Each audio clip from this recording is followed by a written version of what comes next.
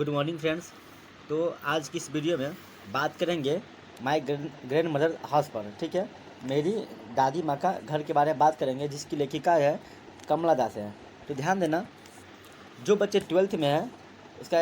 English का जो poem section है, एक प्रोज एक पोएम है। तो पोएम का जो एक चैप्टर है जिसका नाम है माय ग्रैंड मदर हाउस, बहुत ज़्यादा वीवीआई चैप्टर है इसका। इसमें से 2-3 ऑब्जेक्टिव तो रहता ही रहता है, साथ ही इसका समरी भी बहुत ज़्यादा इम्पोर्टेंट है। ठीक है, तो सबसे पहले हम लोग बात करेंगे कमला दास के बारे में, अबाउट कमला दास के बारे में बात करेंगे, क्योंकि इसके बारे से लगभग 1-2 नंबर का ऑब्जेक्टिव पूछता है। तो ध्यान देना, कमला दास का जो जन्म हुआ था, कमला दास बॉर्न मार्च 31 1934। ठीक है, मतलब कि कमला दास का जो जन्म हुआ था वह 31 मार्च 1934 को जन्म हुआ था, तथा इनकी जो डेथ हुई थी वह 2009 को डेथ हुई, जो कि इसमें नहीं दिया हुआ है। ठीक है, 2009 में इनकी डेथ हो चुकी थी। Poet and short story writer, यह जो थी वह एक कवित्री के साथ साथ एक कवित्री थी, और साथ ही एक शॉर्ट स्टोरी राइटर भी थी, मतलब कि छोटा कहानी लिखने वाली भी थी। ठीक है, छोटा कहानी भी लिखती थी और साथ में कविता लिखती थी। फिर उसके क्या करा है, she has earned a respectable place in both English and Malayalam literature, मतलब क्या करा है कि इनको जो है मिला है रिस्पेक्टेबल पैलेस, मतलब कि एक रेस्पेक्टेबल स्थान मिला है in both English and Malayalam literature, मतलब कि इंग्लिश में भी एंड मलयालम, दोनों भाषा जो है, इंग्लिश में भी और मलयालम जो साहित्य है उन दोनों में इसको क्या मिला हुआ है, एक रेस्पेक्टेबल प्लेस मिला हुआ है, एक अच्छा खासा स्थान मिला हुआ है, रिस्पेक्टेबल स्थान मिला हुआ है। हर ऑटोबायोग्राफी पब्लिश इन 1976, मतलब कि इसने अपनी जो बायोग्राफी है वो पब्लिश किया था, कब किया था, तो 1976 को। ठीक है, फिर क्या कर रहा है, created quite a star in 1984, ये जो है ना, आप लोग ध्यान देना, create quite a star in 1984, मतलब ये जो आपको पूछता है कि क्रिएट क्वाइट अ स्टार कब पब्लिश किया गया था, तो 1984 में किया गया था। ठीक है, she was shortlisted for the Nobel Prize for literature, मतलब कि इसको जो है शॉर्ट लिस्टेड भी किया गया था, किसके लिए, तो फॉर नोबेल प्राइज के लिए। ठीक है, फॉर लिटरेचर, साहित्य के लिए। तो ये जो है इनसे हमेशा ऑब्जेक्टिव रहता ही रहता है। साथ ही इसका कुछ वर्क देख लेते हैं हम लोग, जैसे कि हर इम्पोर्टेंट, यहाँ ध्यान देना, हर इम्पोर्टेंट इसकी महत्वपूर्ण volumes of verse in English include Summer in Kolkata, जो है समर इन कोलकाता किसके द्वारा लिखा गया है, डायरेक्ट बोलना कमला दास के द्वारा लिखा गया है। उसके बाद the old play house and other poems, उसके बाद है द डिसकंटेंट्स, ये है कब लिखा गया था, तो 1967 में। तो ये सब जो है इनकी जो इंपॉर्टेंट वर्क्स है, ये आप लोग ज़रा देख लेना। फिर वो क्या कहती है इस चैप्टर में, जैसा कि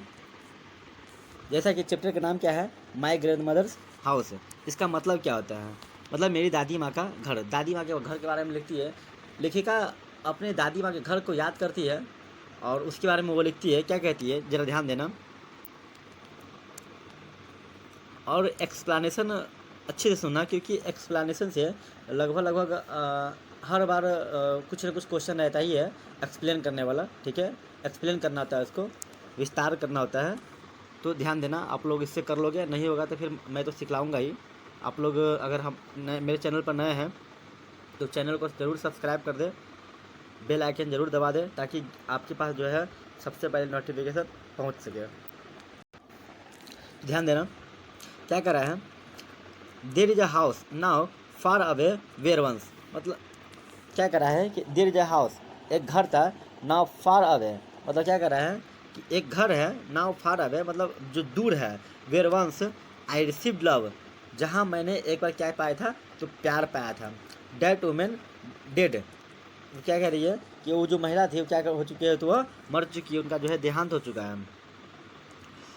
द हाउस विदरे इनटू साइलेंस, मतलब लेखिका क्या कर रही है कि जो हाउस है, जो घर है, विदरे इनटू साइलेंस, क्या चीज़ में कन्वर्ट हो चुका है, तो पूरा एकदम साइलेंस, मतलब पूरा सन्नाटा में क्या हो चुका है, वो कन्वर्ट हो चुका है, मतलब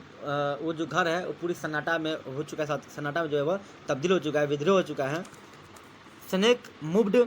among books I was then too young, मतलब क्या कह रही है, ज़रा ध्यान देना, स्नेक मूव्ड अमॉन्ग बुक्स, मतलब सांप जो है, सांपे जो है मूव्ड कर रहा है अमॉन्ग बुक्स, मतलब कि बुक्स मतलब किताब, अब बुक्स है तो एक से अधिक किताबों के बीच, एमंग से बीच होता है, तो किताबों के बीच जो है वह क्या कर रहा है, वह मूव्स कर रहा है। मतलब लिखिएगा क्या करिए कि जब घर था, दादी माँ का जब घर था, तो दादी माँ का जो घर था, ठीक है, तो उसमें जो है जब मैं बहुत छोटी थी तो उसमें ना एक लाइब्रेरी था, क्या था, लाइब्रेरी था, पुस्तकालय था, मतलब जहाँ पे पुस्तक उस्तक कुछ रखा हुआ था, तो हम उसमें बहुत ज़्यादा छोटे थे तो हम उसमें पढ़ नहीं पाते थे, ठीक है। तो अब क्या कर रहा है कि snake moved among books, I was then too young, उस समय मैं क्या था, बहुत ज़्यादा छोटी थी। और अभी जो है वो क्या हो चुका है, जो हमारी जो दादी माँ जो मर चुकी है, तो वो जो मतलब जो बुक पे है जो है वो स्नैक स्नैक जो है, मतलब वो क्या कर रहा है, वो मूव कर रहा है, मतलब कि घूम रहा है, ठीक है। To read and my blood turn cold like the moon, मतलब क्या करिए कि उसमें मैं, मतलब कि उसमें मैं बहुत ज़्यादा छोटी थी तो मैं उसमें पढ़ नहीं पाती थी, लेकिन and my blood turn cold like the moon, और लेकिन जब मैं उस देखता था, है ना, जब मैं मतलब जब मैं छोटी थी और जब मैं उस घर पे गई, मेरी दादी माँ जो मर चुकी थी, है ना, तो मैं देखा क्या कि मतलब जो है वो माई ब्लड, मेरी ब्लड मतलब मेरी खून turn cold like the moon, मतलब कि मेरी जो खून जो है वह मतलब कि ठंडा पड़ गया था, किसकी तरह ठंडा पड़ गया था, तो लाइक द मून, मतलब कि चंद्रमा के जैसे जो है, मतलब कि मेरा जो खून जो है वो ठंडा पड़ने लगा था। मतलब कह रहे क्या कि जब मैं उस मोमेंट को देखा तो मेरी जो है वो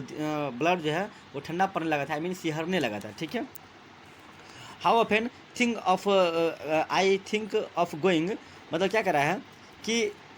आई थिंक ऑफ गोइंग, मतलब ध्यान देना, मैं जब सोचता हूँ जाने के लिए, तो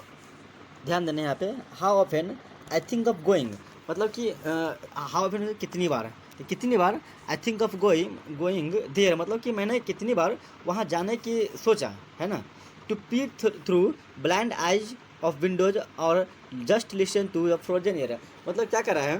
कि मैंने जब हमारी दादी माँ की मृत्यु हो चुकी थी तो मैंने उस घर पे, जो पुराने घर है उस पर मतलब बहुत बार मैंने सोचा कि चलो विजिट करते थे, देखते हैं, बहुत दिनों हो गया है, लेकिन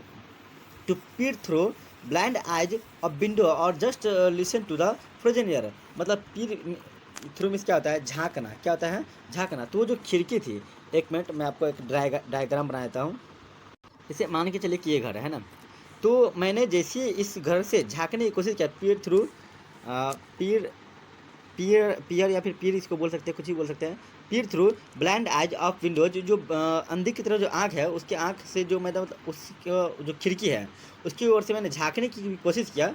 जस्ट लिसन, मैंने सुना क्या, टू द फ्रोजन एयर, मतलब ठंडी ठंडी जो है वो हवा है हमको सुनने को मिला, क्योंकि उस घर के जो अंदर की जो मोमेंट था वो पूरा एकदम ठहर चुका था, रुक चुका था, और उसकी जब मैं खिड़की की थोड़ा लगाने की कोशिश किया तो वहाँ से कुछ कुछ मतलब ठंडी ठंडी जो है हवा मुझे सुनने को मिलने लगा। फिर आगे क्या कह रहा है, और in wild despair pick an armful direction to bring it here to lie, इसका मतलब क्या होता है, जरा ध्यान देना। और इन वाइल्ड डिस्पेयर, इसका मतलब क्या होता है, ध्यान देना कि वह निराश हो जाती है, और वह मतलब निराश नहीं, बहुत ज़्यादा निराश हो जाती है, and pick an armful direction to bring it here to lie behind my bedrooms door like a brooding, मतलब क्या कह रही क्या कि वो निराश होकर कहते हैं क्या कि वो जो डायरेक्टनेस है, वो जो घर की जो डायरेक्टनेस है वह उसको क्या लाना चाहती, तो अपने behind my bedrooms door like a breeding dog, मतलब क्या कह रही है कि वह मैं उसको लाना चाहता हूँ कहाँ पे, तो उसकी जो डायरेक्टनेस, उसकी थोड़ी सी डायरेक्टनेस जो है वह मतलब मेरे बेडरूम्स है उसके डोर के पीछे, जो मैं उस की जो डार्कनेस है उसको मैं लाना चाहता हूँ, लाइक अ ब्रूडिंग डॉग के तरह। फिर वो ये बात जो है वह किसको कहती है, तो वो अपने हस्बैंड को कहती है कि you can not believe darling, मतलब कि यू कैन नॉट बिलीव, आप जो है वह विश्वास नहीं करोगे, तुम जो विश्वास नहीं करोगे darling, can you that I lived in such a house, मतलब कि तुम विश्वास नहीं करोगे कि मैं सच में उस घर में जो है वह मैं रहती थी, ऐसा मतलब तुम जो है वह विश्वास नहीं करोगे। And was proud and loved, and क्या करोगे तो मतलब गर्व और एंड जो है वो प्यार, ठीक है। Who I who have lost my way and beg now at stranger doors to receive love at least in a small change। इसका मतलब क्या होता है, ध्यान देना। इसका मतलब क्या हो रहा है कि I who have lost my way, मतलब कि मैंने जो है वह खो चुका है माई वे, एंड मैंने जो अपनी जो रास्ता जो है मैंने खो चुकी हूँ, and beg now at stranger doors to receive love. और मैं क्या कह रही हूँ कि मतलब बेग नाउ, अब मैं वही जो प्यार जो है जो मैं खो चुका हूँ, और मैं वही प्यार जो है वह मैं मांगती हूँ at stranger doors to receive, और रिसीव लव्ड, मतलब क्या करेगी कि वो जो प्यार है वही प्यार को पाने के लिए मैं अभी स्ट्रेंजर डोर्स की ओर जाता हूँ। मतलब लिखिया कहते क्या कि जो घर का जो स्ट्रेंजर डोर था, मतलब वही प्यार के लिए अब मैं किसी और के दरवाजे पे मैं जाती हूँ, at least in A small change. और कह रही है कुछ ना कुछ जो है यह मेरे में कुछ ना कुछ जो है वो छोटी सी बदलाव आया है अंत में। ठीक है, तो आशा करते हैं कि आपको जो हमारे द्वारा एक्सप्लेनेशन है वो आपको समझ में आया हो, और इसका जो जल्द ही समरी डाल देंगे यूट्यूब पे, आप लोग देख लेना। बहुत ज़्यादा इंपॉर्टेंट इसका समरी है, जो कि हर साल बिहार बोर्ड 12th का जो एग्ज़ाम होती है उसमें लगभग जो है वह पूछता भी है। ठीक है, तो थैंक यू।